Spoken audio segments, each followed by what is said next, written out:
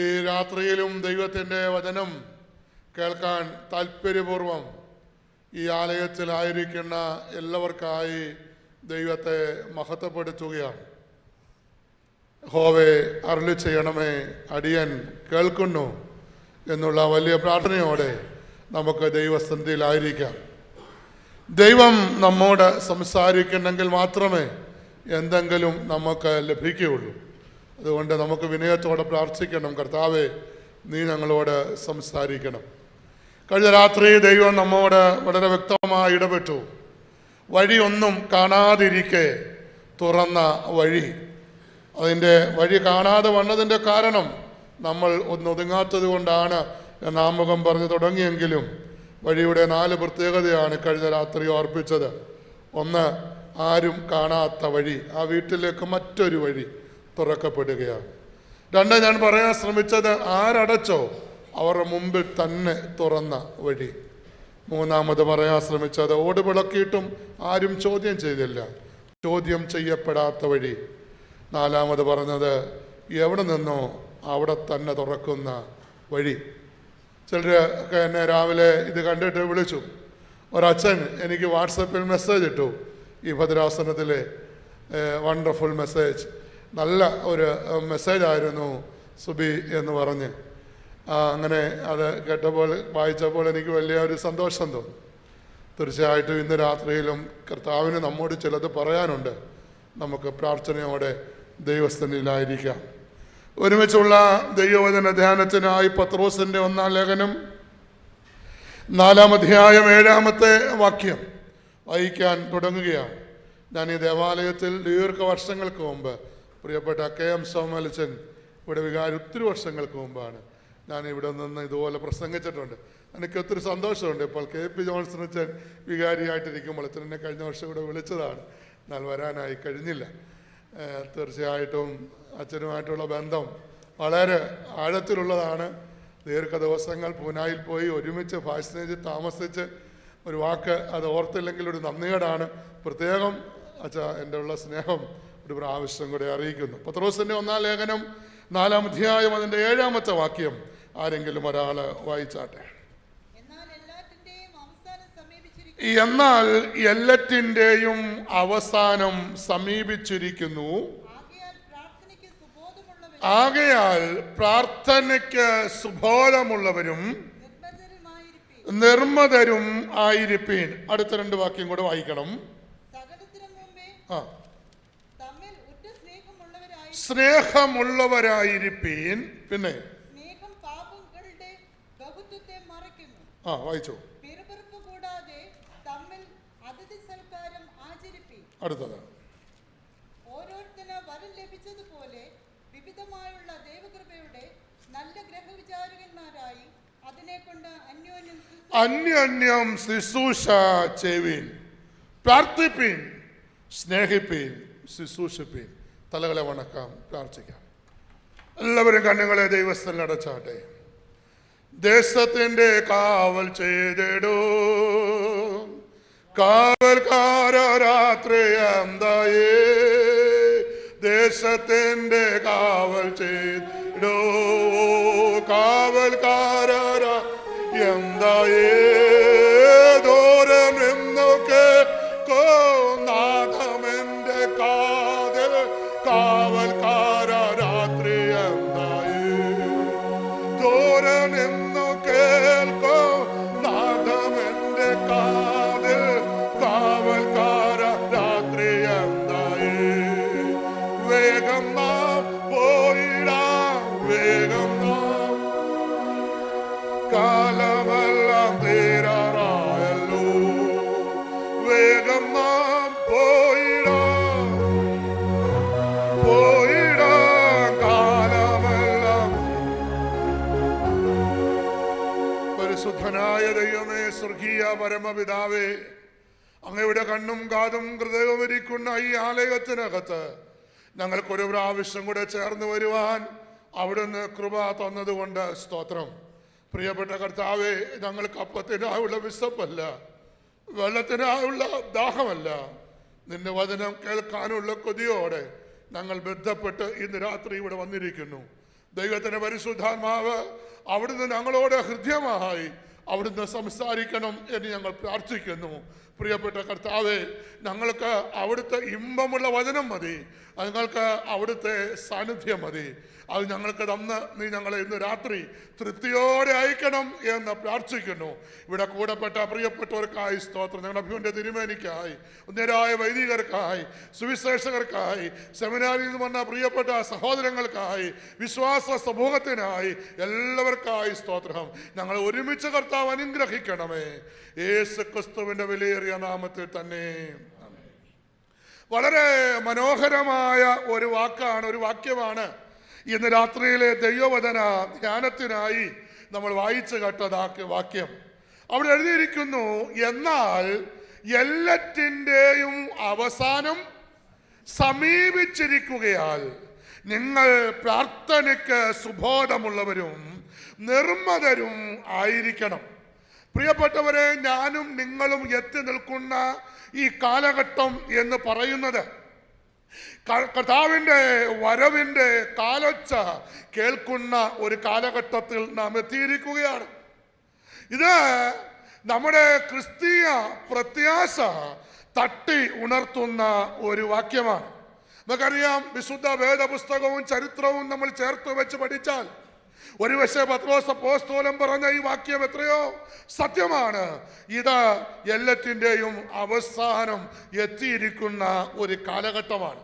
ഈ കാലഘട്ടത്തെ കുറിച്ച് വേദപുസ്തകം പഠിപ്പിക്കുന്ന ചില കാര്യങ്ങളുണ്ട്. ഒന്ന്, നോഹയുടെ കാലം പോലെ ഉള്ള ഒരു കാലം എന്ന് പറയുമ്പോൾ നട്ടും നനച്ചും വളർത്തിയും തിന്നും കുടിച്ചും ജീവിച്ച് പോകുന്ന ഒരു സമൂഹം ഉള്ള ഒരു കാലഘട്ടം. രണ്ട്, ഈ കാലഘട്ടം അവസാനത്തിന്റെ കാലഘട്ടം എന്ന് പറയുമ്പോൾ തിരുവെഴുത്ത് പറയുന്നു, ലോത്തിന്റെ കാലം പോലെ ഉള്ള ഒരു കാലം എന്ന് ഓർപ്പിക്കുന്നു. എന്താ ലോത്തിന്റെ കാലം എന്ന് പറഞ്ഞാൽ പാപം വല്ലാതെ പെരുകുന്ന കാലഘട്ടം.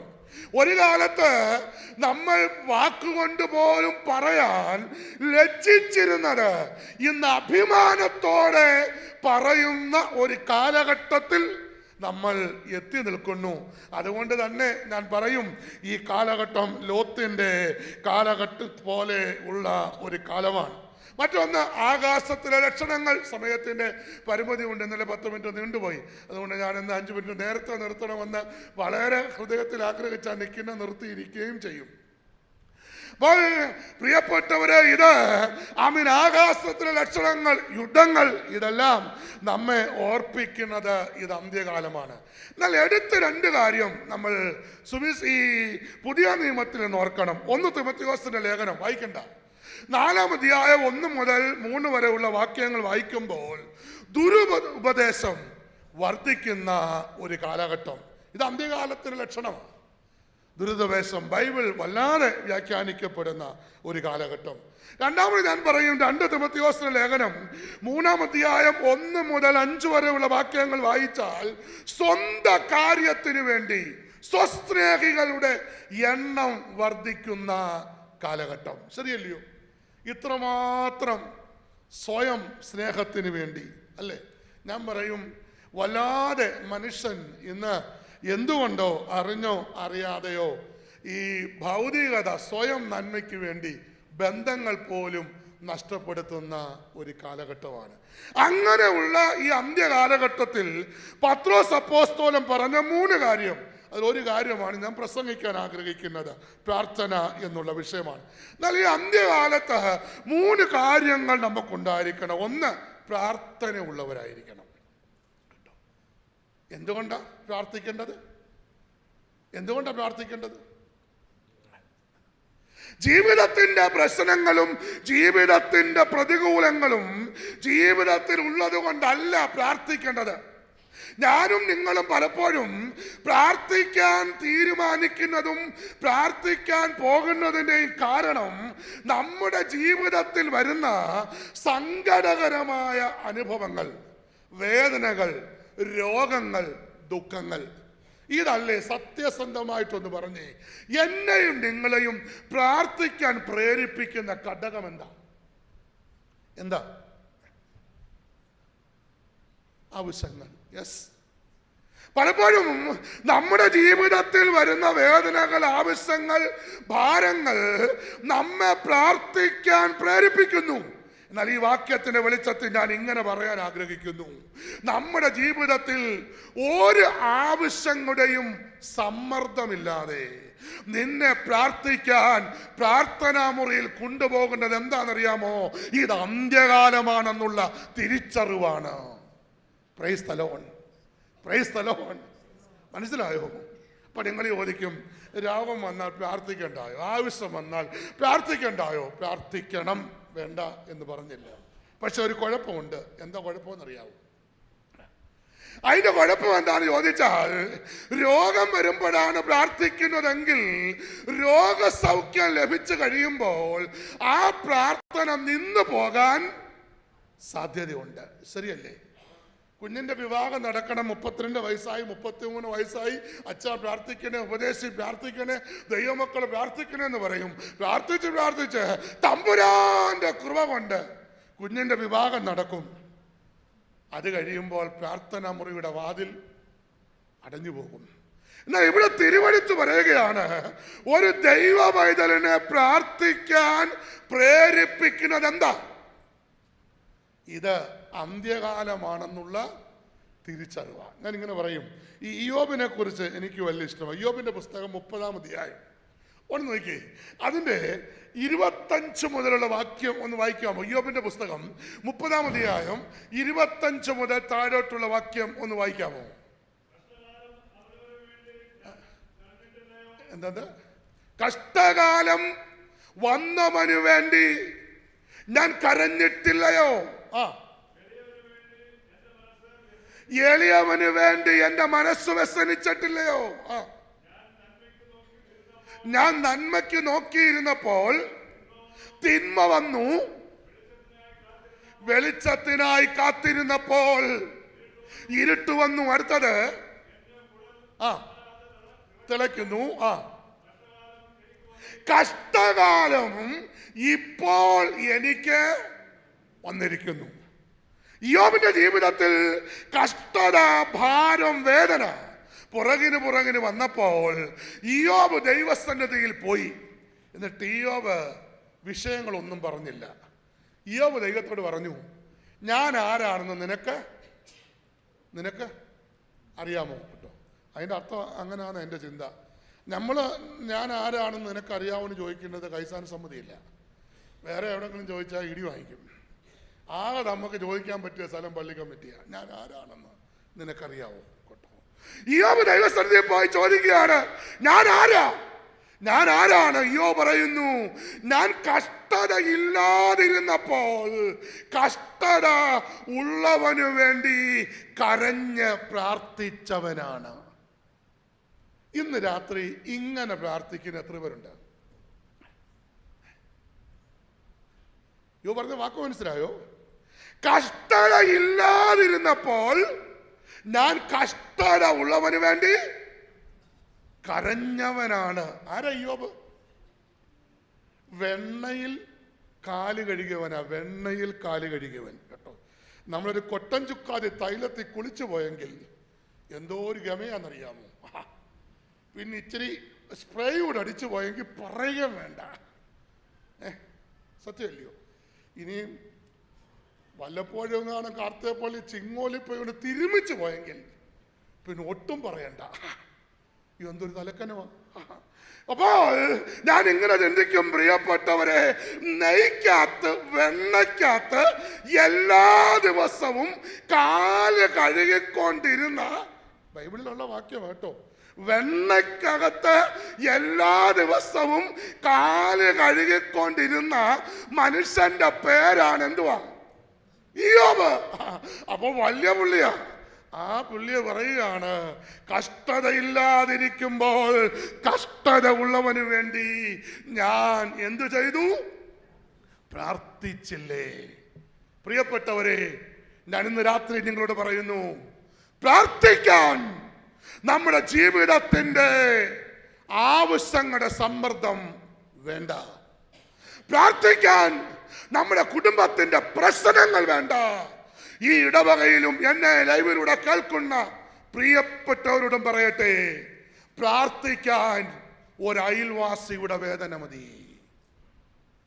കണ്ണു നിറയുമോ? സ്തോത്രം. കാരണം ഇതെന്താണ്? അന്ത്യകാലമാണ്. രണ്ടാമത് വിഷയത്തിലേക്ക് പോയതിനു മുമ്പ് ആദ്യത്തെ അങ്ങ് 3 കാര്യം ഒന്ന് വിശദീകരിച്ചിട്ട് പ്രാർത്ഥനയ്ക്ക് അധിക സമയമെടുക്കും. 2, സ്നേഹമുള്ളവരായിരിക്കണം. അല്ലേ? ഇത് അന്ത്യകാലമാകുമ്പോൾ എന്തോ ചെയ്യണം? ഒന്നാമത് പറഞ്ഞത് അന്ത്യകാലമായതുകൊണ്ട് നമ്മുടെ പ്രശ്നങ്ങൾ കൊണ്ടല്ല പ്രാർത്ഥിക്കുന്നത്, പിന്നെ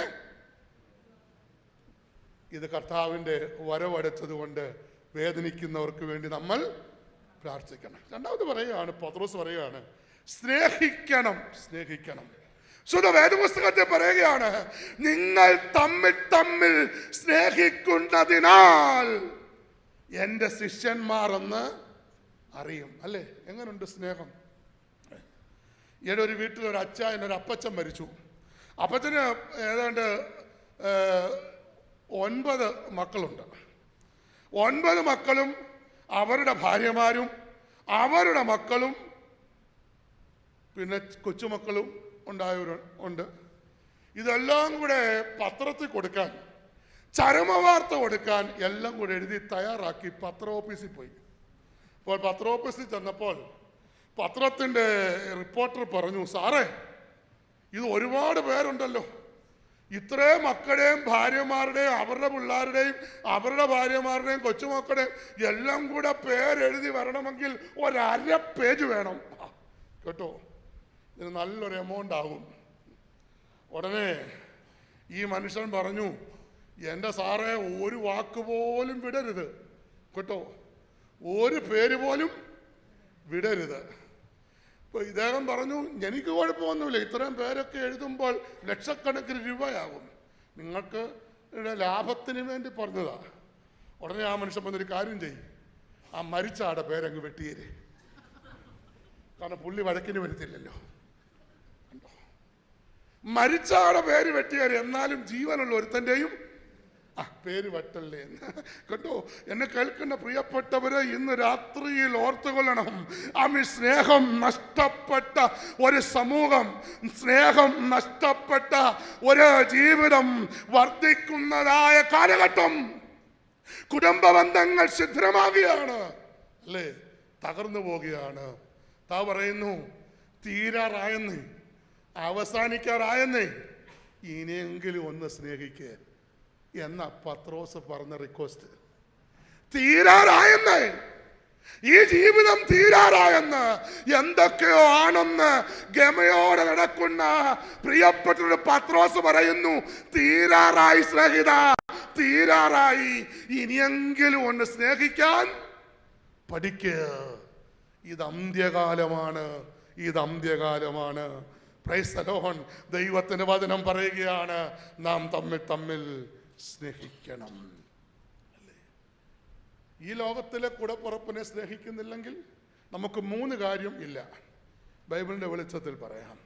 1, പ്രിയപ്പെട്ടവരെ, നമ്മുടെ ബന്ധം നഷ്ടപ്പെടുത്തിയാൽ നമുക്ക് അവകാശം ഇല്ല. 26:11 തോന്നുന്നു, കായീനോട് പറഞ്ഞു, ഹാബേലിന് രക്തം ചൊരിച്ച കായീനോട് പറഞ്ഞു, നിന്ന് നീ ഈ സ്ഥലം വിട്ട് ശാപഗ്രസ്തനായി പോകണം. അവകാശമില്ല. 2, സഹോദര ബന്ധം നഷ്ടപ്പെടുത്തിയാൽ ആരാധനയില്ല. കർത്താവ് പറഞ്ഞു, സഹോദര ബന്ധം നഷ്ടപ്പെടുത്തിയാൽ യാഗവസ്തു അവിടെ വെച്ചിട്ട് ആദ്യം എന്ന് മിണ്ടത്തില്ലേ? അറിയത്തില്ലേ? പറ. ഞായറാഴ്ച ഓർക്കണം. യാഗവസ്തു അവിടെ വെച്ചിട്ട് ആദ്യം ചെന്ന് സഹോദരനോട് നിരക്കണം. Price the Lord. അപ്പോൾ 1, ബന്ധം നഷ്ടപ്പെട്ടാൽ അവകാശം നഷ്ടപ്പെടും. 2, ബന്ധം നഷ്ടപ്പെട്ടാൽ ആരാധന നഷ്ടപ്പെടും. 3, ലൂക്കോസിന്റെ സുവിശേഷം 15, ബന്ധം നഷ്ടപ്പെട്ടാൽ ആനന്ദം നഷ്ടപ്പെടും.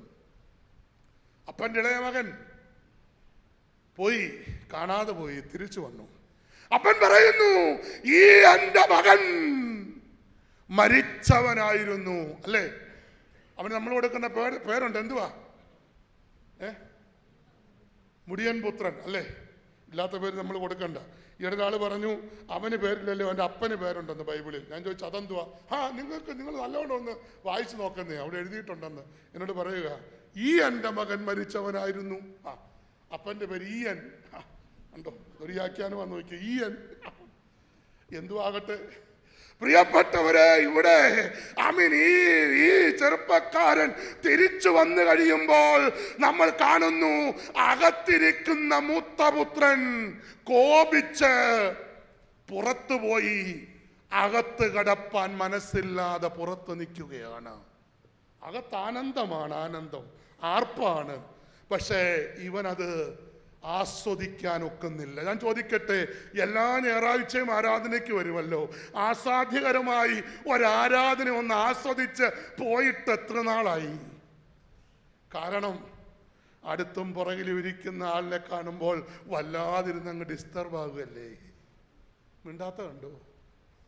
എന്തൊരു ശാന്തതയാ അല്ലേ? വെളിപ്പാട് പുസ്തകത്തിൽ വാക്യമുണ്ട്, 7-ാം മുദ്ര പൊട്ടിച്ചപ്പോൾ സ്വർഗത്തിൽ വലിയ ശാന്തത ഉണ്ടായിരുന്നു. അതുപോലെ കരോൾബാഗ് പള്ളിക്കാകും അല്ലേ?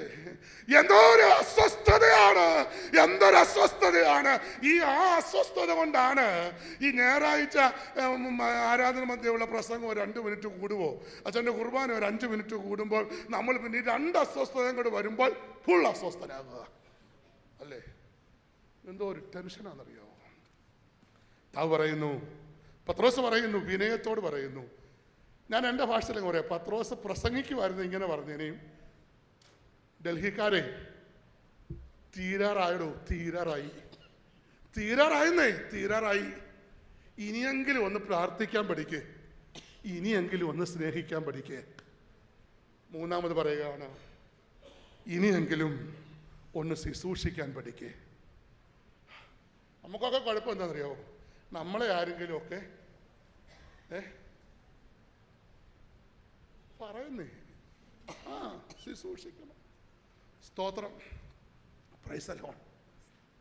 ഒരുവന്റെ അടുക്കലേക്ക് ചെല്ലാൻ, ഒരുത്തന്റെ ജീവിത ആവശ്യത്തിനകത്ത് ഇറങ്ങിച്ചെല്ലാൻ, ഒറ്റപ്പെട്ടിരിക്കുന്നവന്റെ ജീവിതത്തിനകത്തേക്ക് ഇറങ്ങിച്ചെല്ലാൻ, അവനെ ശുശ്രൂഷിക്കാൻ നമുക്ക് കഴിയണം.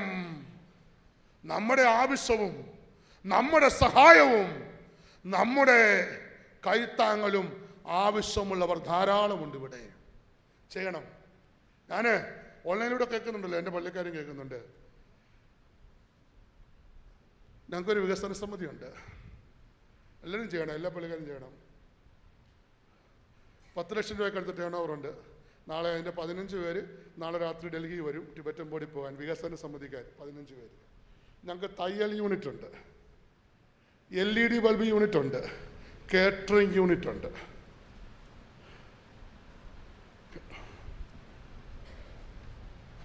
ഞങ്ങളുടെ പള്ളിയിലെ വീടുകളിൽ നടക്കുന്ന പ്രാർത്ഥനയുടെ ഫുഡ് ഞങ്ങൾ ഇങ്ങെടുക്കും. ഞാൻ അതിൻ്റെ കൺവീനറാണ്. 200 പേരുടെ വരെയൊക്കെ അപ്പവും ചിക്കൻ കറിയൊക്കെ ഞങ്ങളങ്ങ് വെക്കും, ഞങ്ങളങ്ങ് വിളമ്പും കേട്ടോ.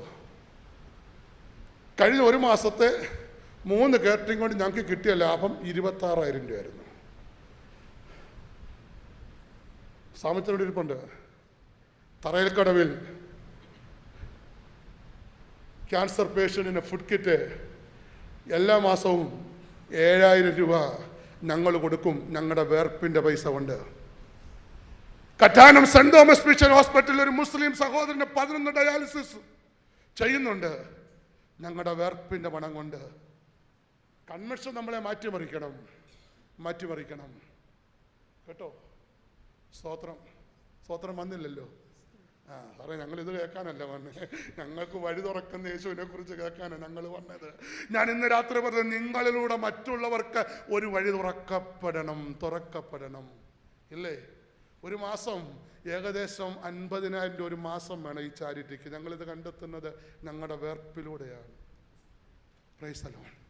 ഇവിടെ ഇരിക്കുന്ന നിങ്ങളൊക്കെ വിചാരിച്ചാൽ എന്തെല്ലാം നടക്കും. Praise the lord. ശുശ്രൂഷിക്കാൻ, മറ്റുള്ളവരെ കരുതാൻ നമ്മുടെ ജീവിതത്തിന് പ്രിയപ്പെട്ടവരെ ഒരു താല്പര്യമുണ്ടാകണം. പത്രോസ് പറയുകയാണ്, നമുക്ക് വേണ്ടി ജീവിച്ചതൊന്ന് നിർത്ത് എന്നാ പറഞ്ഞതിൻ്റെ അർത്ഥം. ഇത് തീരാറായി, കർത്താവ് വരാറായി. ഇനിയും നമുക്ക് വേണ്ടി ജീവിച്ചു നിർത്ത് അന്യോന്യം എന്തോ ചെയ്യണം? ശുശ്രൂഷിക്കണം. പ്രധാന വിഷയത്തിലേക്ക് വരട്ടെ. ഇത് അന്ത്യകാലമാകയാൽ നിങ്ങൾ പ്രാർത്ഥനയ്ക്ക് സുബോധമുള്ളവരും നിർമ്മതരും ആയിരിക്കണം. അല്ലേ? പ്രാർത്ഥന 2-3 കാര്യം ഓർപ്പിക്കാൻ ആഗ്രഹിക്കുന്നു. അമുഖമായി എങ്ങനെ പ്രാർത്ഥിക്കണം? 4 കാര്യം. 1, യഹസ്കേൽ പ്രവചനം 22-ാം അധ്യായം 30-ാമത്തെ വാക്യത്തിൽ വായിക്കുന്നു, പ്രിയപ്പെട്ടവരെ ഇടവിൽ നിന്ന് പ്രാർത്ഥിക്കണം. കേട്ടോ, ഇടവിൽ നിന്ന് പ്രാർത്ഥിക്കണം. വിശദീകരിക്കുന്നില്ല. 2, അപ്പോസ്തല പ്രവൃത്തി 1-ാം അധ്യായം 12, 13, 14 വാക്യം അവിടെ എഴുതിയിരിക്കുന്നു, ഒരു മനപ്പെട്ട് പ്രാർത്ഥിക്കണം, ഐക്യമത്യപ്പെട്ട് പ്രാർത്ഥിക്കണം. ഹൃദയത്തോട് ചേർന്ന് നിൽക്കണം. കോവിഡ് കഴിഞ്ഞത് പിന്നെ ഈ കൈയോട് കൈ ചേർത്ത് പിടിച്ച് പ്രാർത്ഥിക്കാമെന്നൊക്കെ പറയുന്ന കുറേയൊക്കെ കുറഞ്ഞു പോയി. കാരണം അങ്ങനെ പറഞ്ഞാൽ ചിലർ കൈ അങ്ങ് പോക്കറ്റിലിടും, കൊടുക്കാൻ മനസ്സില്ല. കൈ ഒന്നും കൊടുത്തോണ്ടൊന്നും കാര്യമില്ല, ഹൃദയം കൊടുക്കാത്തിടത്തോളം കാലം. ഇവിടെ അപ്പോസ്തല പ്രവൃത്തി 1:12 പറയുകയാണ്, 11 ശിഷ്യന്മാരും മറിയയും സഹോദരിമാരും പ്രിയപ്പെട്ടവരെ അവർ ഒരുമിച്ച് കൂടി ഒരു മനപ്പെട്ട് പ്രാർത്ഥിക്കുകയാണ്. അതുകൊണ്ട് നമ്മൾ ഒരു മനപ്പെട്ട് പ്രാർത്ഥിക്കണം. 3, എഫേസ്യർ 6:18 ആത്മാവിൽ പ്രാർത്ഥിക്കണം. ഇടിവിൽ നിന്ന് പ്രാർത്ഥിക്കണം. 2, ഒരുമനപ്പെട്ട് പ്രാർത്ഥിക്കണം. 3, ആത്മാവിൽ പ്രാർത്ഥിക്കണം. എഫേസ്യ ലേഖനക്കാരൻ നമ്മെ ഓർപ്പിക്കുകയാണ്, ആത്മാവിലാണ് ഒരു ദൈവ പൈതൽ പ്രാർത്ഥിക്കേണ്ടത്. 4, യോഹന്നാന്റെ സുവിശേഷം 14:14 യേശുവിന്റെ നാമത്തിൽ പ്രാർത്ഥിക്കണം. എടുത്തൊന്ന് പറഞ്ഞോട്ടെ, ഏതു സമൂഹത്തിൽ പ്രാർത്ഥിക്കാൻ അവസരം കിട്ടിയാലും ഒരു ക്രിസ്തീയ വിശ്വാസി പ്രാർത്ഥിച്ചു നിർത്തുമ്പോൾ യേശുവിന്റെ നാമത്തിൽ ആമീൻ പറഞ്ഞു നിർത്തണം. അത് ദൈവം ആഗ്രഹിക്കുന്നു. ഏത് സർവ്വമത സമ്മേളനമോ ഏതുമായിക്കൊള്ളട്ടെ, എല്ലാറ്റിനെയും നമ്മൾ ഉൾക്കൊള്ളുന്നു. പക്ഷേ ഒരു ക്രിസ്തീയ വിശ്വാസി, ഒരു ദൈവ പൈതൽ ഏത് സ്ഥലത്ത് പ്രാർത്ഥിച്ചാലും വേദപുസ്തകം പറയുന്നു, യേശുവിന്റെ നാമത്തിൽ ആമീൻ പറയാത്തതൊന്നും പ്രാർത്ഥന അല്ല. ദൈവത്തിന് നന്ദിയോടെ സ്തോത്രം. ഇടിവ് നിൽക്കുകയും ഒരുമനപ്പെടുകയും ആത്മാവിൽ പ്രാർത്ഥിക്കുകയും യേശുവിന്റെ നാമത്തിൽ പ്രാർത്ഥിക്കുകയും ചെയ്യണം. കർത്താവിന് നല്ല തെളിവാണ്. സമയം ഉണ്ടെങ്കിൽ അത് ഞാൻ പിന്നീട് ഓർപ്പിക്കാം. ഇന്ന് രാത്രിയിൽ പ്രാർത്ഥിക്കുന്നവൻ്റെ ജീവിതത്തിലെ 2-3 നന്മകൾ, 2-3 പ്രാർത്ഥിക്കുന്നവനോടുള്ള ദൈവത്തിൻ്റെ 1-2 ഇടപെടൽ പറഞ്ഞ് അവസാനിപ്പിക്കട്ടെ. ആ വാക്യം 1-ാമത്തെ പ്രധാന സന്ദേശത്തിലേക്ക് കയറുകയാണ്. യോഹന്നാന്റെ സുവിശേഷം 17-ാം അധ്യായം 1-ാമത്തെ വാക്യം വായിച്ചാട്ടെ. യോഹന്നാന്റെ സുവിശേഷം 17:1. ഇത് സംസാരിച്ചിട്ട് യേശു സ്വർഗത്തിലേക്ക് നോക്കി പറഞ്ഞതെന്തെന്നാൽ, മതി. ഇത് സംസാരിച്ചിട്ട് യേശു സ്വർഗത്തിലേക്ക് നോക്കി പറഞ്ഞതെന്തെന്നാൽ, എന്ത് പറഞ്ഞിട്ട്? യോഹന്നാന്റെ സുവിശേഷം 14, 15, 16 അധ്യായങ്ങളിൽ പ്രിയപ്പെട്ടവരെ യേശു കൂടി വന്ന വലിയൊരു പുരുഷാരത്തോടും തന്റെ വാത്സല്യ ശിഷ്യന്മാരോടും യേശു സംസാരിക്കുകയാണ്. അതാണ് 17 ഇങ്ങനെ തുടങ്ങാൻ കാരണം. 14, 15, 16 അധ്യായങ്ങളിൽ യേശു പുരുഷാരത്തോട് സംസാരിച്ചു കൊണ്ടിരിക്കുകയാണ്. ഇത് സംസാരിച്ചിട്ട് എന്ന് പറഞ്ഞാൽ അവരോട് പറയാനുള്ളതെല്ലാം പറഞ്ഞിട്ട് യേശു സ്വർഗത്തിലേക്ക് നോക്കി പറഞ്ഞത് എന്തെന്നാൽ, 1-ാമത്തെ സന്ദേശം, പ്രാർത്ഥിക്കുന്നവന് സ്വർഗം കണ്ണെത്തുന്ന ദൂരത്തിലാണ്. Praise the lord. സ്തോത്രം വന്നില്ലല്ലോ. പ്രാർത്ഥിക്കുന്ന ദൈവ പൈതലേ, ഇന്ന് രാത്രി ഞാൻ ഓർപ്പിക്കട്ടെ, തിരുവെഴുത്ത് നമ്മെ ഓർമ്മിപ്പിക്കുന്നു, പ്രാർത്ഥിക്കുന്നവന് സ്വർഗം കണ്ണെത്തുന്ന ദൂരത്തിലാണ്. ചില വാക്യങ്ങൾ പറഞ്ഞു വരുമ്പോൾ നിങ്ങൾക്കത് മനസ്സിലാകും. നിങ്ങൾ എന്നോട് ചേർന്ന് സ്തോത്രം പറയും, അല്ലേ? Price the Lord. ചിലപ്പോൾ കുഞ്ഞുങ്ങളെല്ലാം നമ്മുടെ കൺമുമ്പിലില്ലായിരിക്കും, ചിലരെങ്കിലും ഭർത്താക്കന്മാർ കൺമുമ്പിലില്ലായിരിക്കും, ചിലരെങ്കിലും പ്രിയപ്പെട്ടവർ കൺമുമ്പിലില്ലായിരിക്കും. അവരെയൊക്കെ നമ്മൾ ചിലപ്പോൾ വാട്സപ്പിലൂടെ കാണുമായിരിക്കും, ശരിയല്ലേ? എന്നാൽ ഇന്ന് രാത്രി കർത്താവിന്റെ വരവടുത്തിരിക്കുന്നത് കൊണ്ട് പ്രാർത്ഥിക്കുന്ന ഒരു ദൈവപൈതന്റെ സന്തോഷം, പ്രാർത്ഥിക്കുന്ന എനിക്ക് സ്വർഗം കണ്ണെത്തുന്ന ദൂരത്തിലാണ്, അല്ലേ? ശരിയല്ലേ? അതിന് ഒന്ന് രണ്ട് ഗുണമുണ്ട്. ഒന്ന്, സ്വർഗം കണ്ണെത്തുന്ന ദൂരത്തിലാണെങ്കിൽ എനിക്ക് മുഖത്ത് നോക്കി എന്താ പറയാം, കാര്യം പറയാം. യെസ്, അല്ലേ? നിങ്ങൾക്ക് ഒരു സംശയം ഉള്ളതുകൊണ്ട് ഒടുവിൽ പറയാൻ വെച്ചത് ആദ്യം അങ്ങ് പറയാം. അപ്പോസ്തല പ്രവൃത്തി 7:54 മുതലുള്ള വാക്യം ഒന്ന് വായിച്ചേ. പ്രാർത്ഥിക്കുന്നവന് സ്വർഗം എവിടാന്ന് നോക്കി. അപ്പോസ്തല പ്രവൃത്തി 7:54 മുതലുള്ള വാക്യം. ആ, വായിച്ചോ. അത് തന്നെ. ഇതാ സ്വർഗം തുറന്നിരിക്കുന്നതും ദൈവപുത്രൻ ദൈവത്തിന്റെ വലത്ത് ഭാഗത്ത്. ആ, മതി മതി മതി മതി പ്രിയപ്പെട്ടവരെ, അവിടെ ഇങ്ങനെയുണ്ട്. ഇത് കേട്ടപ്പോൾ അവർ കോപപരവശരായി അവന്റെ നേരെ പല്ല് കടിച്ചു. അവനോ പരിശുദ്ധാത്മാവ് നിറഞ്ഞവനായി സ്വർഗത്തിലേക്ക് ഉറ്റുനോക്കി ദൈവമഹത്വവും, അടുത്തത് ശ്രദ്ധിച്ചു കേട്ടോണം, എന്താ? ദൈവത്തിന്റെ വലത്ത് ഭാഗത്ത് പറ ആര് നിൽക്കുന്നു? യേശു സ്വപ്നമല്ല, ഊഹാമോഹമല്ല. Praise the lord. അവിടെ എഴുതിയിരിക്കുകയാണ്, ദൈവത്തിന്റെ മഹത്വവും ദൈവത്തിന്റെ വലത്ത് ഭാഗത്ത് യേശു നിൽക്കുന്നതും സ്തെഫാനോസ് കാണുകയാണ്. ഇനിയും പറ, പ്രാർത്ഥിക്കുന്നവന് സ്വർഗം കിലോമീറ്ററുകൾക്കപ്പുറമല്ല. സ്തോത്രം, അല്ലേ? ഈ ഇടുക്കി ജില്ലയിൽ ഒരു യോഗം നടക്കുക, 3 ദിവസത്തെ ഉപവാസ പ്രാർത്ഥനയാണ്, രാപകൽ മുഴുവൻ. അപ്പോൾ വലിയ ശബ്ദവും ബഹളവും ഒക്കെ അടുത്തുള്ള വീട്ടുകാരന് വലിയ ശല്യമായി. അപ്പോൾ ഇതൊക്കെ എന്തോ ചെയ്തെന്നറിയാമോ? അവിടുത്തെ പോലീസ് സ്റ്റേഷനിൽ പോയി ഒരു കംപ്ലൈൻറ്റ് കൊടുത്തു. എനിക്ക് ഉറങ്ങാൻ പറ്റുന്നില്ല, ഇവിടെ വലിയ ബഹളമാണെന്ന് പറഞ്ഞു. അപ്പോൾ പോലീസുകാരൻ പരാതി കൊടുത്താൽ സ്വീകരിക്കണമല്ലോ, പെറ്റീഷൻ സ്വീകരിക്കണമല്ലോ. പരാതി സ്വീകരിച്ചു. എന്നിട്ട് അദ്ദേഹത്തോട് പറഞ്ഞു, പൊയ്ക്കോ, യോഗം തുടങ്ങിക്കഴിയുമ്പോൾ ഞങ്ങൾ ഒന്ന് പരിശോധിക്കട്ടെ എന്ന് പറഞ്ഞു. അപ്പോൾ പരാതി സ്വീകരിച്ചു. കുറച്ച് കഴിഞ്ഞപ്പോൾ 2-3 പോലീസുകാരും SIയും കൂടെ ആ യോഗം നടക്കുന്ന ആ സ്ഥലത്ത് വന്നു. അതിന് യോഗത്തിനകത്തോട്ട് കയറിയില്ല. കാരണം ഒരു ക്രിസ്തീയ യോഗമാണല്ലോ, മതത്തിൻ്റെ യോഗമാണല്ലോ, അത് ഡിസ്റ്റർബ് ചെയ്യരുതെന്ന് വിചാരിച്ച് അകത്തോട്ട് കയറിയില്ല. പുറത്ത് നിന്ന് വട്ടം കറങ്ങി ജനലിനകത്തൂടെയൊക്കെ സൂക്ഷിച്ച് നോക്കി. ഭയങ്കര ശബ്ദവും ഭയങ്കര ബഹളവുമാണ്.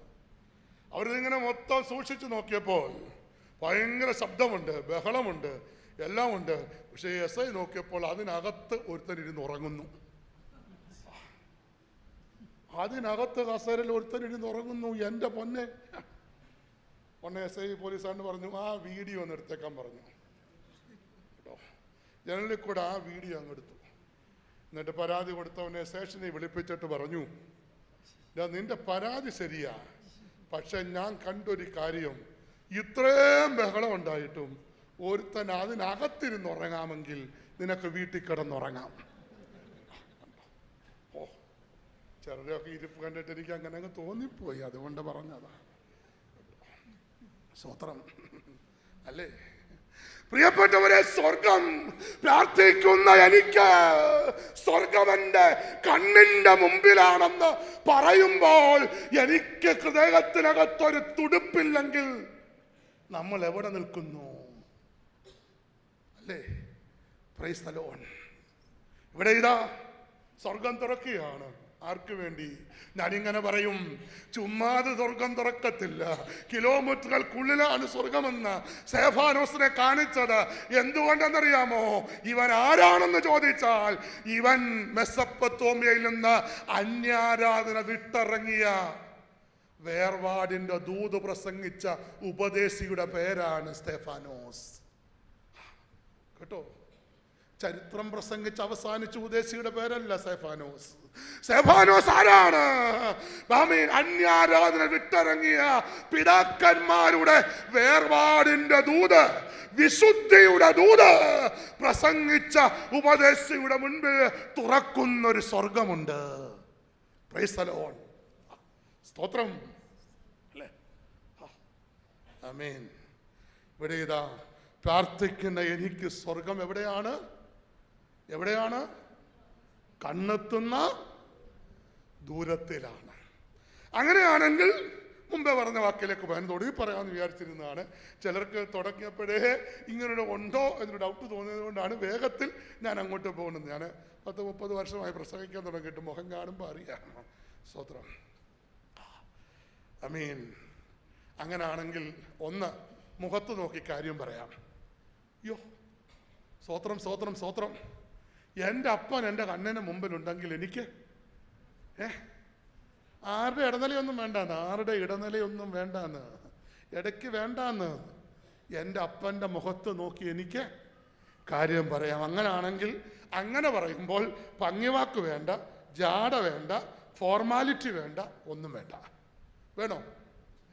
രാവിലെ സ്കൂളിൽ വിശന്ന് പോകുന്ന പെങ്കൊച്ച് വിശന്ന് തിരിച്ച് വീട്ടിൽ കയറി വരിക. കയറി ഇങ്ങോട്ട് വന്നിട്ട് കൊച്ച് വാതിക്കൽ നിൽക്കുന്ന അമ്മയോട് പറയുക, അമ്മ ഇച്ചിരി അന്നം തരണേ. അങ്ങനെയാണെന്നാ പറയുന്നത്. അമ്മ ഇച്ചിരി അന്നം തരണേന്ന് പറഞ്ഞാൽ അന്നമ്മ BP കൂടി അന്നേരെ താഴെ വീഴും. അങ്ങനെയാണോ മക്കൾ പറയുന്നേ? അമ്മ ഇച്ചിരി അന്നം തരണേന്നാണോ മോള് പറയുന്നേ? അല്ല. ആ മോള് അമ്മയുടെ പുഞ്ചിരിക്കുന്ന മുഖത്ത് നോക്കി ഓമനത്തമുള്ള ഈ മോള് പറയും, അമ്മേ വിശക്കുന്നു, എന്തുണ്ട് അത് ഉള്ളതൊക്കെ എടുത്തോട്ട്. അങ്ങനല്ലേ? അങ്ങനല്ലേ? അങ്ങനെയാണെങ്കിൽ ഇന്ന് രാത്രി ഞാൻ പറയുന്നു, എൻ്റെ തമ്പുരാൻ എൻ്റെ കണ്ണിൻ്റെ മുമ്പിലുണ്ടെങ്കിൽ എനിക്കൊരു വ്യാഖ്യാനമില്ലാതെ, ഒരു ഭംഗിവാക്കില്ലാതെ എൻ്റെ അപ്പനോട് പറയുന്നത് പോലെ ഇന്ന് രാത്രി പറയാൻ സ്വർഗത്തിൽ അപ്പൻ എൻ്റെ കണ്ണിൻ്റെ മുമ്പിലുണ്ട്. Price the lord. സ്തോത്രം അല്ലേ?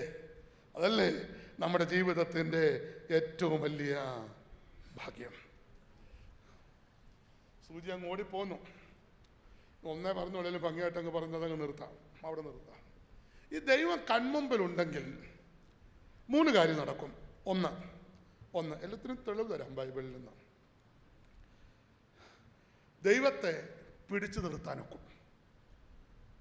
ഇപ്പോൾ ഒരു ചോദ്യം, ഡാനിയേൽ തോമസ് അച്ഛനോട് ചോദിക്കരുത്, അച്ഛാ ഈ പുള്ളി എവിടുന്നാ വിളിച്ചോണ്ട് വന്നേന്ന്. സർവശക്തനായ ദൈവത്തെ പിടിച്ചു നിർത്താമെന്നൊക്കെ പറയുന്ന ഈ ഉപദേശിയെ ഉള്ളൂ അച്ഛന് കിട്ടിയതെന്ന് ചോദിക്കരുത്. ബൈബിളിൽ ഇത് തെളിവ് തരാം. Price the Lord.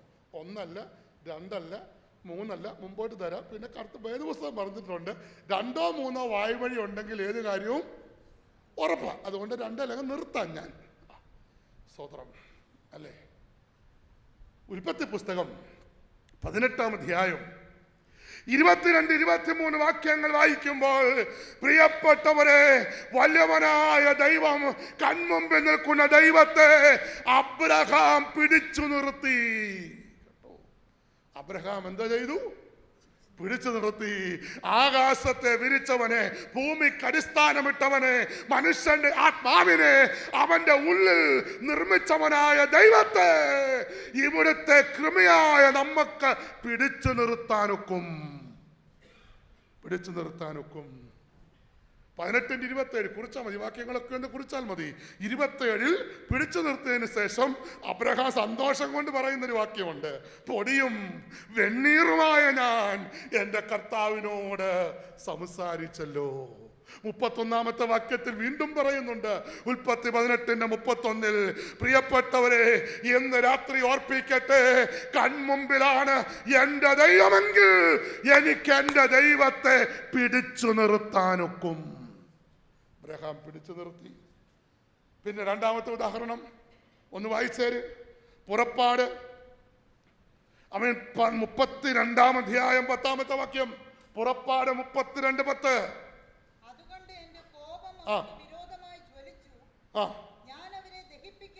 ഞാൻ അവരെ ദഹിപ്പിക്കേണ്ടതിന് എന്നെ വിടുക. മതി. ഞാൻ ഡാനിയേൽ തോമസ് അച്ഛനോട് പറയുക, എന്നെ വിട്, ഞാൻ പോട്ടെ എന്ന് പറയാൻ അതിന്റെ അർത്ഥം എന്തുവാ? അച്ഛൻ പിടിച്ചു നിർത്തിയേക്കാന്നല്ലേ? ഇവിടെ ദൈവം പറയുക, എന്നെ വിടന്നേ, ഞാൻ പോകട്ടെ. ആരോടാ? മോശയോട് പറയുകയാണ്. മോശ ദൈവത്തെ, തന്റെ മുൻപിലുള്ള ദൈവത്തെ മോശ പിടിച്ചു നിർത്തിയിരിക്കുകയാണ്. മോശയോട് ദൈവം തമ്പുരാൻ പറയുന്നു, അവരെ നശിപ്പിക്കേണ്ടതിന് നീ എന്നെ വിടുക. ഇനിയും ഉണ്ട്. ഉൽപ്പത്തി 32:26, വിടത്തില്ല, എന്നെ അനുഗ്രഹിക്കാതെ വിടില്ല. അപ്പോൾ ദൈവം എന്റെ കണ്ണിന്റെ മുമ്പിലുണ്ടെങ്കിൽ ഇന്ന് രാത്രി ഒരു വിശുദ്ധന് പറയാം, എന്റെ ദൈവമേ, എന്റെ ജീവിതത്തിൽ ചിലതൊന്നും ചെയ്യാതെ ഞാൻ നിന്നെ വിടുകയില്ല. അതല്ലേ ജീവിതത്തിന്റെ ശക്തി. സർവശക്തനായ ദൈവത്തെ പുഴുവായ മനുഷ്യന് പിടിച്ചു നിർത്താൻ കഴിയുമോ? കഴിയും. എങ്ങനെ? ഹോശയ്യ പ്രവചനം പറയുന്നു, മസിൽ പവർ കൊണ്ടല്ല അവർ പിടിച്ചു നിർത്തിയത്, കണ്ണുനീർ കൊണ്ട് അവർ ദൈവത്തെ പിടിച്ചു നിർത്തി. ഹോശയ്യ പ്രവാചകൻ പറയുകയാണ്, പ്രിയപ്പെട്ടവരെ, ഇന്നു രാത്രിയിൽ വല്ലവനായ ദൈവത്തെ മസിൽ പവർ കൊണ്ട് പിടിച്ചു നിർത്താനൊക്കത്തില്ല.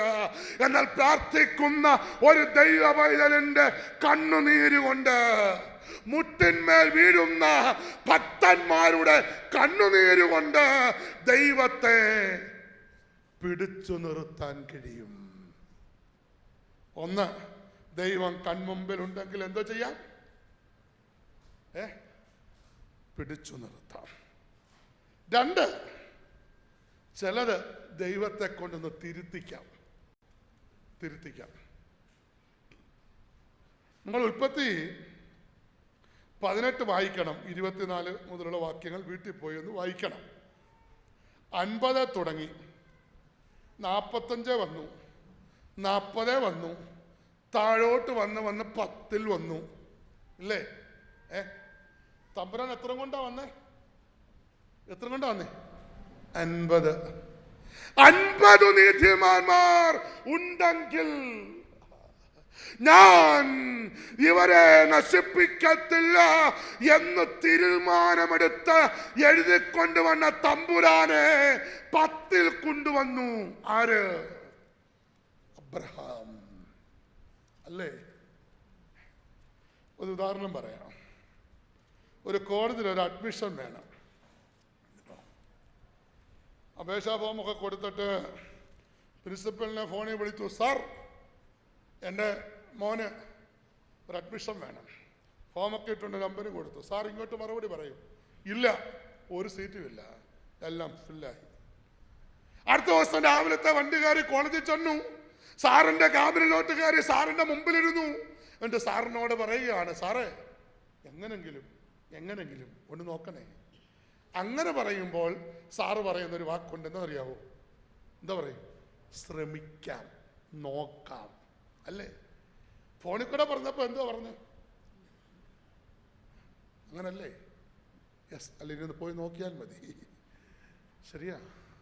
അതുകൊണ്ട് പ്രിയപ്പെട്ടവരെ, വലിയവനായ ദൈവത്തെ അബ്രഹാം തിരുത്തിക്കുകയാണ്. മറന്നു പോകരുത്.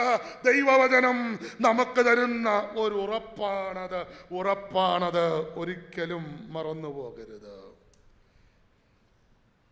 ഞാൻ അതിനിങ്ങനെ ഒരു വാക്ക് എഴുതി വെച്ചു. അബ്രഹാം സ്നേഹിതനോട് സംസാരിക്കുന്നത് പോലെ ദൈവത്തിന്റെ മുഖത്ത് നോക്കി സംസാരിക്കുന്നു. ദൈവ സ്വഭാവം മാറ്റാൻ ദൈവത്തിന് കഴിയില്ല. പക്ഷെ ഒരു മറുവശമുണ്ട്. ആരെങ്കിലും ഒരുത്തൻ തീയിടരുതെന്ന് പറഞ്ഞാൽ, മധ്യസ്ഥ ചെയ്താൽ കേൾക്കുന്നൊരു ദൈവമുണ്ട്. മാർത്തോമ സഭയെ ഈ ഡൽഹി പട്ടണത്തിലാക്കിയിരിക്കുന്നത് എന്തിനാണെന്നറിയാമോ? ഈ ദേശത്തെ നശിപ്പിക്കല്ലേ എന്ന് പ്രാർത്ഥിക്കാനാണ്.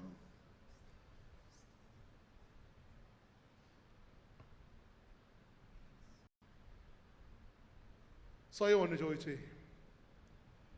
Price the Lord.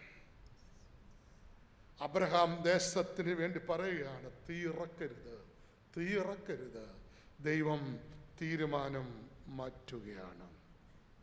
3, ദൈവം കണ്ണെത്തുന്ന ദൂരത്തിലാണെങ്കിൽ നിന്റെ പ്രതീക്ഷയ്ക്ക് ഭംഗം വരികയില്ല. അബ്രഹാം പ്രതീക്ഷ കൈവിട്ടില്ല.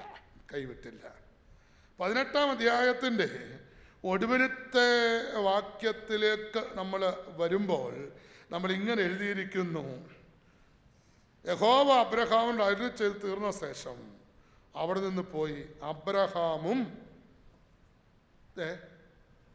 തൻ്റെ സ്ഥലത്തേക്ക് പോയി. സ്വസ്ഥനായി. പ്രതീക്ഷ ഒരിക്കലും നഷ്ടപ്പെട്ടില്ല.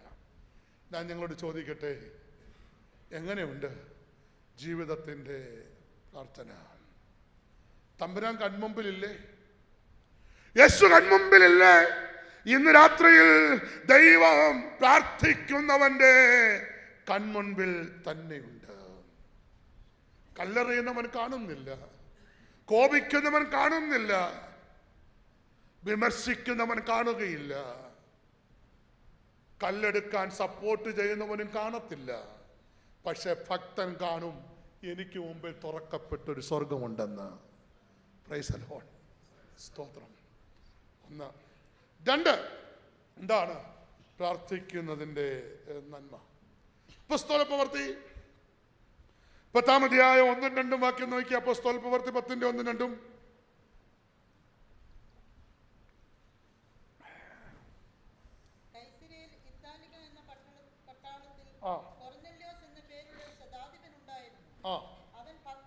അവൻ ഭക്തനും തന്റെ സകല ഗ്രഹത്തോടും കൂടെ ദൈവത്തെ ഭയപ്പെടുന്നവനുമായി മതി എപ്പോഴും ദൈവത്തോട് പ്രാർത്ഥിച്ചും പോന്നു. പുറംജാതിക്കാരനായ കൊർന്നല്യോസ്, ദൈവം അവനെ പേർ ചൊല്ലി വിളിക്കുകയാണ്. ഞാനിങ്ങനെ പറയുന്നു, പ്രാർത്ഥിക്കുന്ന ദൈവ പൈതലിനെ പേര് ചൊല്ലി വിളിച്ച് വ്യക്തിപരമായി സംസാരിക്കുന്ന ഒരു ദൈവമുണ്ട്. സ്തോത്രം. ഇല്ലേ? ദൈവത്തിന് നമ്മുടെ പേരറിയാം. നമ്മുടെ വീട്ടിൽ എത്ര പേരുണ്ടെന്നറിയാം. ന്യായാധിപന്മാരുടെ പുസ്തകത്തിൽ വായിക്കുമ്പോൾ തൊഴുത്തി കെട്ടിയേക്കുന്ന കാളയുടെ പ്രായം വരെ അറിയാം. ആർക്ക്? ദൈവത്തിന്. അല്ലേ? ദൈവം പേർ ചൊല്ലി വിളിക്കും. നമ്മൾ വിളിക്കുന്ന പോലല്ല. പണ്ട് നമ്മുടെ അപ്പച്ചന്മാരൊക്കെ അമ്മച്ചിയെ മേരിക്കുട്ടി എന്നല്ല വിളിക്കുന്നത്, ചിന്നമ്മാമേ ചിന്നമ്മേന്നൊന്നും അല്ല വിളിക്കുന്നത്. പണ്ടെങ്ങനെ വിളിക്കുന്നത്? കേട്ടോ? എന്ത്? അയ്യോ, അങ്ങനെ പണ്ട് നമ്മുടെ അമ്മച്ചിമാർ അപ്പച്ചന്മാർക്ക് കൊടുത്ത പേരാ കേട്ടോ. കേട്ടോ എന്ന് പറയുമ്പോൾ അപ്പച്ചനറിയാം, എന്നെ വിളിച്ചതാണ് അപ്പച്ചനറിയാം. എന്ത് എന്ന് അടുക്കളയെന്ന് ശബ്ദം വരുമ്പോഴേ അപ്പച്ചനറിയാം എന്തോ ചെയ്തതാണ്, എന്നെ വിളിച്ച. ഇന്ന് പിന്നെ അതൊക്കെ പോയി. ഇന്നതൊക്കെ പോയി. ഈയിടെ വീട്ടിൽ ചെന്ന് നിന്നപ്പം തോമസ് എന്ന് വിളിക്കുന്നു. ഞാൻ വിചാരിച്ചാ വീട്ടിലെ വേലക്കാരനെ വിളിക്കും ചോദിച്ചപ്പോൾ അച്ഛനാ കയറി വരുന്നത്. കാലമൊക്കെ മാറി ഹണി, വ്യത്യാസമായി. കാലമൊക്കെ മാറിയപ്പോൾ നമ്മൾ മോഡേൺ ആകാൻ ശ്രമിച്ചുകൊണ്ടിരിക്കുകയാണ്. മോഡേൺ ആകാനുള്ള ശ്രമത്തിലാണ് ഇത് സംഭവിക്കുന്നത്, അല്ലേ? ദൈവം തമ്പുരാൻ പ്രിയപ്പെട്ടവരെ കൊർന്നല്യോസിനെ പേര് ചൊല്ലി വിളിക്കുകയാണ്, പേർ ചൊല്ലി വിളിക്കുകയാണ്. ആരാണ്? എപ്പോഴും പ്രാർത്ഥിക്കുന്ന. ഞാൻ തിരിച്ചിടാൻ പോവാം. എപ്പോഴും പ്രാർത്ഥിക്കുന്നവന് 3 ഗുണം ഉണ്ടാകണം.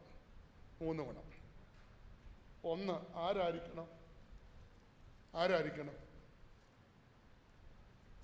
ഭക്തനായിരിക്കണം, അല്ലേ? എന്തിനാ കൺവെൻഷൻ? എന്തിനാ സുവിശേഷ യോഗം? നമ്മളൊക്കെ വീഴ്ചയും പോരായ്മയും ഉള്ളവരാണ്. നമ്മുടെ വീഴ്ചയൊന്ന് കാണാനും ആ ഭക്തിയിലേക്കൊന്ന് മടക്കി വരുത്താനും ഉള്ള ഒരു ശ്രമത്തിൻ്റെ ഭാഗമാണ് നമ്മുടെ സുവിശേഷ പ്രസംഗം, കേട്ടോ, അല്ലേ?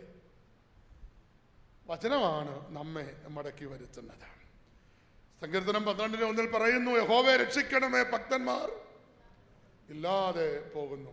ഞാൻ വചനത്തിൽ നിന്ന് തമാശയായി ഇങ്ങനെ ചേർത്ത് പറയും. ഈ ഭക്തനാന്ന് 3 പേര് പറയണം. 1 ദൈവം പറയണം, 2 സാത്താൻ പറയണം, 3 മനുഷ്യർ പറയണം. ഒരാൾ ഭക്തനാണെങ്കിൽ 3 പേര് പറയണം. 1 ആര് പറയണം? ഞാൻ പറഞ്ഞെങ്കിലും പറ. ദൈവം പറയണം, സാത്താൻ പറയണം, മനുഷ്യൻ പറയണം. ഇത് 3 പേരും പറഞ്ഞ ഒരാളുണ്ട് ബൈബിളിൽ, ഇയ്യോബ്, അല്ലേ? ദൈവം പറഞ്ഞു ഇവൻ ഭക്തനാണ്. സാത്താൻ പറഞ്ഞു ഇവൻ ഭക്തനായിരിക്കുന്നതിന്റെ കാരണം കേട്ടോ. ഭാര്യ പറഞ്ഞു പോയി ചാകടോ, ഭക്തി ഉപേക്ഷിച്ചിട്ട് ചാകടോ. ചാകാൻ അച്ചായനെ പറഞ്ഞു വിടുമ്പോഴും എന്താ പറഞ്ഞാ വിടുന്നേ? ഭക്തനാന്ന് പറഞ്ഞാ വിടുന്നേ, ശരിയല്ലേ? അപ്പോൾ പ്രിയപ്പെട്ടവരെ, പ്രാർത്ഥിക്കുന്ന നാം ഭക്തരാകണം. 2, പ്രാർത്ഥിക്കുന്ന നാം ദൈവ ഭയമുള്ളവരാകണം. ദൈവഭയം നഷ്ടപ്പെട്ടൊരു കാലഘട്ടമാണ്. എന്തും പറയാം, ഏതും പറയാം. അസത്യം പറഞ്ഞ് സത്യമാക്കിയാണ്. കാരണം എന്തറിയാമോ? ദൈവത്തെ ഭയമില്ല. ഈ കാലഘട്ടത്തിന്റെ പ്രത്യേകതയാണത്. 3, കൊടുക്കണം, ധർമ്മം കൊടുക്കണം. പ്രാർത്ഥിക്കുന്ന നമ്മൾ എന്തോ ചെയ്യണം? ഉണ്ടത്തില്ല, കൊടുക്കണം, അടിയല്ല. സ്തോത്രം, അല്ലേ? നമ്മുടെ മലയാളിയുടെ വീട്ടിൽ വളർത്തുന്ന പൂച്ച കണ്ടിട്ടുണ്ടോ? ഈ പൂച്ച എവിടെ കൊണ്ടുവിട്ടാലും കരയുന്നത് എങ്ങനെ അറിയാവോ? ഇങ്ങാവോ.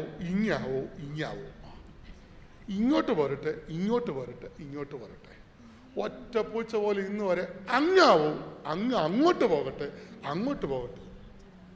നമ്മൾ പലപ്പോഴും അങ്ങനല്ലേ? എല്ലാം നമ്മളിലേക്ക് വരിക എന്നുള്ളത്, എങ്ങനെയും നമ്മിലേക്ക് ആകർഷിക്കുക എന്നുള്ള ഒരു സ്വഭാവത്തിന്റെ ഉടമകളായി നമ്മൾ മാറുകയല്ലേ പ്രിയപ്പെട്ടവർ? എന്നാൽ കൊർന്നല്യോസ് പ്രാർത്ഥിക്കുന്നവൻ ഈ 3 ഗുണമുള്ളവനാണ്. ഭക്തനാണ്, ഭയമുള്ളവനാണ്, ധർമ്മം കൊടുക്കുന്നവനാണ്. എന്താ ഗുണം? 5-ാമത്തെ വാക്യം നിർത്തി വായിക്കണം. അപ്പോസ്തല പ്രവൃത്തി 10:5.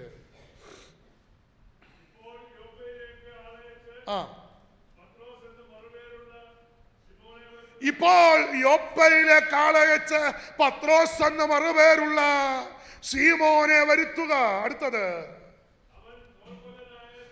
അവൻ തോൽക്കൊല്ലനായ ശീമോൻ എന്നൊരുവനോടുകൂടെ പാർക്കുന്നു. അവന്റെ വീട് കടൽപ്പുറത്താകുന്നു. മതി. പ്രാർത്ഥിക്കുന്ന കൊർന്നല്യോസ് ദൈവം പേർ ചൊല്ലി വിളിച്ച അവനൊരു പ്രശ്നത്തിന് പരിഹാരം കൊടുക്കുകയാണ്. എന്താ പ്രശ്നം? അവൻ ദൈവവചനം കേൾക്കണം എന്ന ദൈവത്തിന്റെ താല്പര്യമാണ്. പക്ഷേ വചനം കേൾക്കണമെന്ന് പറയുമ്പോൾ വചനം പറയുന്നവരെ എവിടെ കിട്ടും എന്ന് കൊർന്നല്യോസിന് അറിയില്ല. കാരണം കൊർന്നല്യോസ് പുറം ജാതിക്കാരനാണ്. പ്രസംഗരുടെ അഡ്രസ് ലിസ്റ്റ് ഒന്നും പുള്ളിയുടെ കയ്യിലില്ല. പുള്ളി ഇങ്ങനെ ഭാരപ്പെട്ട് നിൽക്കുക. ഇങ്ങനെ ഭാരപ്പെട്ട് നിൽക്കുമ്പോൾ 5-ാമത്തെ വാക്യം നിങ്ങൾ വായിച്ചു കേട്ട വാക്യം നിങ്ങൾക്ക് മനസ്സിലാകുന്ന ഭാഷയിൽ ഞാനൊന്ന് പറയാം. ആ വ്യാഖ്യാനം അങ്ങനെ തന്നെയാണെന്ന് ഞാൻ വിശ്വസിക്കുന്നു. കൊർന്നല്യോസിനോട് പറയുന്നതിൻ്റെ അർത്ഥം, കൊർന്നല്യോസേ, വിസിറ്റ് വിസായിൽ ഒരു ഉപദേശി ഇപ്പോൾ യോപ്പയിൽ വന്നിട്ടുണ്ട്, ശിമോൻ എന്ന പേര്.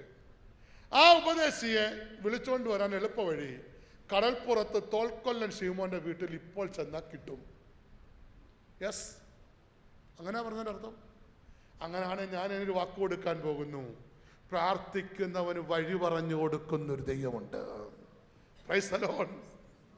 പ്രാർത്ഥിക്കുന്നവന് വഴി പറഞ്ഞു കൊടുക്കുന്ന ഒരു ദൈവമുണ്ടെന്ന്, യോപ്പയിൽ ഒരു ഉപദേശി ഉണ്ടെന്ന് അവനെ വിളിച്ചു കൊണ്ടുവരാൻ വ്യക്തമായ GPS ഇവിടെ കൊർന്നല്യോസിന് ദൈവം കൊടുക്കുകയാണ്. പ്രിയപ്പെട്ടവരെ, ഞാൻ അവസാനിപ്പിക്കുകയാണ്. മുൻപോട്ട് പോകട്ടെ. പ്രാർത്ഥിക്കുന്നവന് വഴി പറയുന്ന ദൈവം. എൻ്റെ ജീവിതത്തിൻ്റെ മറക്കാനാവാത്തൊരു അനുഭവം. ഒരു സുവിശേഷകൻ വന്ന് എൻ്റെ കൂടെ 10-15 ദിവസം താമസിച്ചു. അദ്ദേഹം മടങ്ങി വിദേശത്ത്, എൻ്റെ ഓർമ്മ ശരിയാണെങ്കിൽ മസ്കറ്റിലേക്കാണ്. അദ്ദേഹം ഒരു ശുശ്രൂഷയ്ക്ക് പോവുകയാണ്. അദ്ദേഹത്തെ തിരുവനന്തപുരം എയർപോർട്ടിൽ കൊണ്ടുവിടാനായി ഞാൻ എൻ്റെ വാഹനത്തിൽ എൻ്റെ വീട്ടിൽ നിന്ന് കയറ്റി. രാവിലെ 5:30-ക്കുള്ള ഫ്ലൈറ്റാണ്. അതനുസരിച്ച് സമയത്തിന് മുമ്പ് ചെല്ലേണ്ടത് കൊണ്ട് വീട്ടിൽ നിന്നിറങ്ങി കായംകുളത്ത് നാഷണൽ ഹൈവേയിൽ വന്ന് തിരുവനന്തപുരത്തേക്ക് പോകുമ്പോൾ ഒച്ചിറ എന്ന് പറയുന്ന സ്ഥലം കഴിഞ്ഞപ്പോൾ എൻ്റെ വണ്ടിയുടെ സ്പീഡ് കുറയാൻ തുടങ്ങി. ഞാൻ ആക്സിലേറ്റർ ആഞ്ഞാഞ്ഞ് ചവിട്ടി, ഗിയർ മാറ്റിയിട്ട് നോക്കുന്നു, വണ്ടി മുൻപോട്ട് നീങ്ങുന്നില്ല, സ്പീഡ് കുറയുന്നു. ഞാൻ ഈ മനുഷ്യനോട് പറഞ്ഞു, ഈ സുവിശേഷനോട് പറഞ്ഞു, പ്രാർത്ഥിച്ചാട്ടെ, വണ്ടിക്ക് എന്തോ കുഴപ്പമുണ്ട്. ഏകദേശം രാത്രി 11:30 കഴിഞ്ഞു. പ്രിയപ്പെട്ടവരെ, ഞങ്ങൾ പ്രാർത്ഥിച്ചു. വാഹനം പിന്നെയും മുൻപോട്ട് നീങ്ങി. കരുതകപ്പള്ളി, കൊല്ലകമാർത്തോമപ്പള്ളി കഴിഞ്ഞ് മുൻപോട്ട് ചെല്ലുമ്പോൾ ലെഫ്റ്റ് സൈഡിൽ ഒരു പെട്രോൾ പമ്പ് ഉണ്ട്. അവിടെയൊക്കെ ചെല്ലുമ്പോൾ വീണ്ടും വണ്ടി സ്ലോ ആയി. ഇപ്പോഴത്തെ കുറേ സമയം പോയി. ഞങ്ങൾ വണ്ടി നിർത്തി റേഡിയേറ്ററൊക്കെ ചെക്ക് ചെയ്ത് എല്ലാം നോക്കി പോകുമ്പോൾ ഏകദേശം 1 മണിക്കൂർ കഴിഞ്ഞു. ആ പെട്രോൾ പമ്പിൽ കയറ്റി നിർത്തിയിട്ട് ഞാൻ അദ്ദേഹത്തോട് പറഞ്ഞു, ഈ വണ്ടിയിൽ പോയാൽ നിങ്ങൾ ആ പ്ലെയിനിൽ പോകത്തില്ല. ഞാൻ അർദ്ധരാത്രി സമയം എൻ്റെ ഒരു സ്നേഹിതനെ കായംകുളത്ത് നിന്ന് ഫോൺ ചെയ്ത് വിളിച്ചു. ഡാനിയൽ തോമസത്തിൻ്റെ വീടിനടുത്തുള്ള ഒരാളാണ്. സിനോജ് എന്ന് പറയുന്ന ഒരു സ്നേഹിതനെ ഞാൻ ഫോൺ ചെയ്തു. അദ്ദേഹത്തോട് ഞാൻ പറഞ്ഞു, സിനോജെ, ഇങ്ങനെ ഒരു സംഭവം ഉണ്ടായി, ഞങ്ങൾ വഴിയിൽ വന്ന് കിടക്കുകയാണ്. സിനോജിനോട് പറഞ്ഞു, ഒരു 10-15 മിനിറ്റ് തരണം. അദ്ദേഹം പിന്നെ മറ്റൊരു കാറും എടുത്തുകൊണ്ട് വന്ന് എൻ്റെ വണ്ടിയിൽ നിന്ന് എല്ലാ സാധനവും എടുത്ത് ആ വണ്ടിയിൽ വെച്ചു. ഞാൻ ദേവദാസോട് പറഞ്ഞു, പോയിക്കോ, നേരം വെളുക്കുമ്പോൾ ഞാൻ ഇവിടുന്ന് പോയിക്കോളാം. എന്നിട്ട് ഇങ്ങനെ പറഞ്ഞു, എല്ലാ സാധനവും വണ്ടിയിൽ നിന്ന് എടുത്തെന്ന് ഉറപ്പ് വരുത്തണം, പാസ്പോർട്ടും ടിക്കറ്റും ഉൾപ്പെടെ. അത് തപ്പിയിട്ട് എന്നോട് പറഞ്ഞു, പാസ്പോർട്ടും ടിക്കറ്റും കാണുന്നില്ലെന്ന് പറഞ്ഞു. ഞാൻ എൻ്റെ വീട്ടിലേക്ക് വിളിച്ചു. ഞാൻ സുജയോട് പറഞ്ഞു, അദ്ദേഹം കിടന്ന മുറിയിലെന്ന് നോക്കിക്കേ. അപ്പോൾ സുജയനോട് പറഞ്ഞു, ആ കട്ടിലൊരു ബാഗ് ഇരിപ്പുണ്ടെന്ന് പറഞ്ഞു. തിരിച്ചു വീണ്ടും വീട്ടിൽ വന്നു. അതെടുത്ത് അടൂർ കൊട്ടാരക്കര വരെ എയർപോർട്ടിൽ ചെല്ലുമ്പോൾ ഫ്ലൈറ്റ് വാങ്ങാൻ 45 മിനിറ്റ് മാത്രം. സംഭവം പറഞ്ഞപ്പോൾ അദ്ദേഹത്തെ കയറ്റി വിട്ടു. ഞാനൊരു സംഭവം പറയട്ടെ. ഇദ്ദേഹം പോയി കഴിഞ്ഞപ്പോൾ എൻ്റെ വണ്ടി 100 മൈൽ സ്പീഡിൽ ഓടാൻ തുടങ്ങി. ഞങ്ങളുടെ പള്ളിക്കൽ ചലിപ്പിച്ച സംഭവമായത് കേട്ടോ. വഴി ഒരുക്കുന്ന ദൈവമുണ്ട്, വഴി തടയുന്ന ദൈവമുണ്ട്. ഈ വണ്ടി വിട്ട് തിരുവനന്തപുരം എയർപോർട്ടിൽ ചെന്നാൽ ലൈവ് ഉണ്ടല്ലോ. ആമേൻ. ഞങ്ങളുടെ നാട്ടുകാർക്കെല്ലാം അറിയാവുന്ന സംഭവമാണ്. അദ്ദേഹത്തിൻ്റെ ഫാമിലി ഒരു പക്ഷേ ഇപ്പോൾ ഇത് കേൾക്കുന്നുണ്ടായിരിക്കും. അദ്ദേഹത്തിൻ്റെ കുടുംബാംഗങ്ങൾ, അദ്ദേഹം ഇപ്പോൾ മരിച്ച നിത്യതയിലേക്ക് പോയി. ഞാൻ പറയട്ടെ, പ്രൈസ് ദി ലോർഡ്, പാസ്പോർട്ടും ടിക്കറ്റും വണ്ടിക്കകത്തില്ലെന്ന് അറിഞ്ഞ ദൈവം തടഞ്ഞിടുകയാണ്. പോകണ്ട. പ്രാർത്ഥിക്കുന്നവന് വഴിയൊരുക്കുന്ന ദൈവം. അവസാനിപ്പിക്കട്ടെ. വീട്ടിൽ പോയി നോക്കിയാൽ മതി. ലൂക്കോസ് 11:7-8. അർദ്ധരാത്രിയിൽ വരുന്ന സ്നേഹിതൻ, അർദ്ധരാത്രിയിൽ വന്ന സ്നേഹിതൻ വാതിക്കൽ മുട്ടുന്നു. ഉത്തരം, കുഞ്ഞുങ്ങൾ എൻ്റെ കൂടെ കിടക്കുന്നു, എഴുന്നേറ്റ് തരാൻ നിവർത്തിയില്ല. ആവർത്തിച്ച് മുട്ടുന്നു. എന്തുകൊണ്ടാ മുട്ടുന്നതിൻ്റെ കാരണം?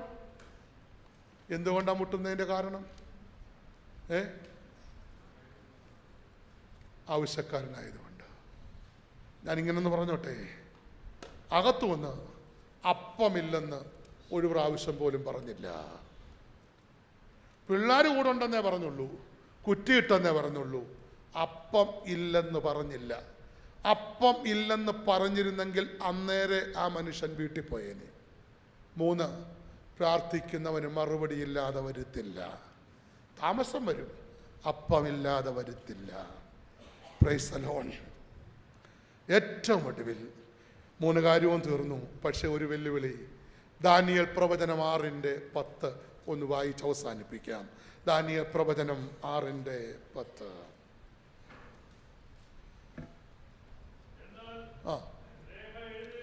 എന്നാൽ രേഖ എഴുതിയിരിക്കുന്നുവെന്ന് ദാനിയേൽ അറിഞ്ഞപ്പോൾ അവൻ വീട്ടിൽ ചെന്ന് അവന്റെ മാളിക മുറിയുടെ കിളിവാതിൽ മുമ്പേ ചെയ്തു വന്നതുപോലെ 3 പ്രാവശ്യം മുട്ടുകുത്തി പ്രാർത്ഥിച്ചു. മതി. എന്താണ് അതിന്റെ പ്രത്യേകത എന്ന് പറയാമോ? അവൻ പ്രാർത്ഥിച്ചു. എന്താ ദാനിയേലിന്റെ പ്രാർത്ഥനയുടെ പ്രത്യേകത? എന്താണ്? മുട്ടുകുത്തി പ്രാർത്ഥിച്ചു, വിശ്വസിച്ച് പ്രാർത്ഥിച്ചു. ഒത്തിരി സ്ഥലത്ത് ചോദിച്ചിട്ടുണ്ട്, ആരും ഉത്തരം പറഞ്ഞില്ല. ഒന്നും പറഞ്ഞിട്ട് ഓർക്കുന്നില്ല. ഞാൻ പറയുന്നു, മുട്ടുകുത്തിയതും എഴുന്നേറ്റതും കഥ തുറന്നതും ഒക്കെ നിങ്ങൾ വിട്ടേര്. നിങ്ങൾ അവിടുത്തെ ഒരു വാക്ക് മറക്കരുത്. അവൻ വീട്ടിൽ പോയി പ്രാർത്ഥിച്ചു. അവസാനിപ്പിക്കുക. പ്രാർത്ഥന ആരംഭിക്കേണ്ടത് വീട്ടിലാണ്. ദാനിയേലിന്റെ പ്രാർത്ഥനയുടെ പ്രത്യേകത, അവൻ വീട്ടിൽ പ്രാർത്ഥിച്ചു. കേട്ടോ പ്രിയപ്പെട്ടവരെ, ഈ കൺവെൻഷന്റെ 2ാമത്തെ രാത്രിയിൽ ദേവാലയത്തിനകത്തിരുന്നും ഓൺലൈനകത്തും കൂടെ എന്നെ കേൾക്കുന്ന വിശ്വാസ സമൂഹത്തോട് പറയട്ടെ, പ്രാർത്ഥനയുടെ പീഠം നമ്മുടെ വീടുകളിൽ പണിയണം. പ്രാർത്ഥനയുടെ പീഠം, പ്രാർത്ഥനയുടെ പായ് നമ്മുടെ വീടുകളിൽ വിരിക്കണം. ദാനിയേൽ രേഖ എഴുതിയിരിക്കുന്നു എന്ന് കേട്ടപ്പോൾ വീട്ടിൽ ചെന്ന് മുട്ടുകുത്തി പ്രാർത്ഥിച്ചു. ഇത് അന്ത്യകാലമാണ്. അതുകൊണ്ട് പ്രാർത്ഥിക്കണം, അതുകൊണ്ട് സ്നേഹിക്കണം, അതുകൊണ്ട് തമ്മിൽ ശുശ്രൂഷിക്കണം. തലകളെ വണക്കാം, പ്രാർത്ഥിക്കാം. എല്ലാവരും ഹൃദയങ്ങളെ ഏൽപ്പിച്ചാട്ടെ. താവേ, ഒരു പ്രാർത്ഥനാ ജീവിതത്തിലേക്ക് ഇത് അന്ത്യകാലമാണെന്നുള്ള തിരിച്ചറിവിൽ മടങ്ങി വരാൻ കൃപ തരണേ എന്ന് നമുക്ക് ദൈവത്തോട് പറയാം. ഹല്ലേലൂയ. ഏൽപ്പിക്കാം. ജീവിതമെന്നും ശരിയായിട്ടില്ലയോ, ജീവിപ്പിക്കും കർത്തനെ വന്നു. ജീവനും ശക്തിയും സ്നേഹവും തന്നെ ജീവിപ്പിച്ചിടണമേ വന്നു. ജീവനും ശക്തിയും സ്നേഹവും തന്നെ.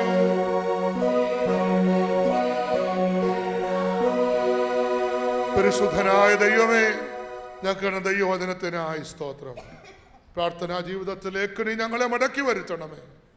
ഒന്നുമില്ലാതെ തുറക്കപ്പെട്ട വേദപുസ്തകമായി പ്രാർത്ഥന മാത്രം കൈമുതലാക്കി ഞങ്ങളുടെ പിതാക്കന്മാർ ഈ സഭയ്ക്ക് അടിസ്ഥാനമിട്ടു. അവർ മുട്ടിന്മേൽ നിന്ന് പ്രാർത്ഥിച്ച് ഈ സഭയെ പണിതു. കർത്താവേ, അതിൻ്റെ പിൻതലമുറക്കാരായ ഞങ്ങൾ പ്രാർത്ഥനയിൽ മടുത്തു പോകാതെ കർത്താവെ പ്രാർത്ഥിക്കാൻ നീ ഞങ്ങളെ സഹായിക്കണം. തമ്മിൽ സ്നേഹിക്കാൻ നീ ഞങ്ങളെ പഠിപ്പിക്കണേ. താവേ, മറ്റുള്ളവർക്ക് വേണ്ടി ഞങ്ങളുടെ ജീവിതം ഒരു ശുശ്രൂഷയായി തീരാൻ നീ ഞങ്ങളെ ഒരുക്കണമേ. പത്രോസ് പറഞ്ഞതുപോലെ എല്ലാറ്റിൻ്റെയും ഒടുവിലേക്ക് ഞങ്ങൾ എത്തുകയാണ് കർത്താവേ. ആ തിരിച്ചറിവോടെ വചനം ഏറ്റെടുക്കാൻ സഹായിക്കണം. യേശുവിൻ നാമത്തിൽ തന്നെ.